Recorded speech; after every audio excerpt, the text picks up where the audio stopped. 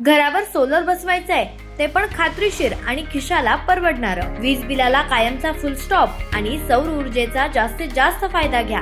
दर्जेदार solar system योग्य दरात आणि विश्वासार्ह सेवेसाठी राजमाता जिजाऊ एंटरप्राइजेस. संपर्क 7219 5277 79 9067 75 15 75.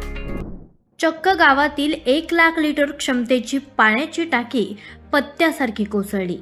कोपरगाव तालुक्यातील वारी गावात ग्रामस्थांना पाणी पुरवठा करण्यासाठी सुमारे 1 लाख लिटर क्षमतेची उंच पाण्याची टाकी बुधवारी मध्यरात्री अचानक कोसळल्यानं परिसरात एकच खळबळ उडाली. सुदैवानं ही घटना मध्यरात्री घडल्यामुळे कोणतीही जीवितहानी झाली नाहीये. सुदैवानं मोठी दुर्घटना टळल्याची भावना ग्रामस्थ व्यक्त करत आहेत. ज्या ठिकाणी ही टाकी उभी होती तो परिसर अत्यंत वर्दळीचा आहे. जवळच जगदंबा देवी मंदिर, खंडोबा मंदिर आणि श्री स्वामी समर्थ केंद्र असून वारी डोणगाव आदिवासी वस्ती ही शेजारीच आहे.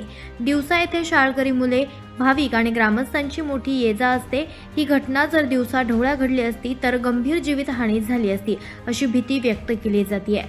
सदर पाणी टाकीचे बांधकाम सन 2015-16च्या दरम्यान करण्यात आल्याची माहिती समोर येते.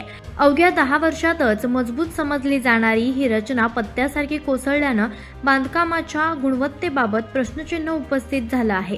या कामात निकृष्ट दर्जाचं साहित्य वापरलं गेलं का? कामात अनियमितता झाली का? असा सवाल ग्रामस्थांकडून उपस्थित केला जात आहे.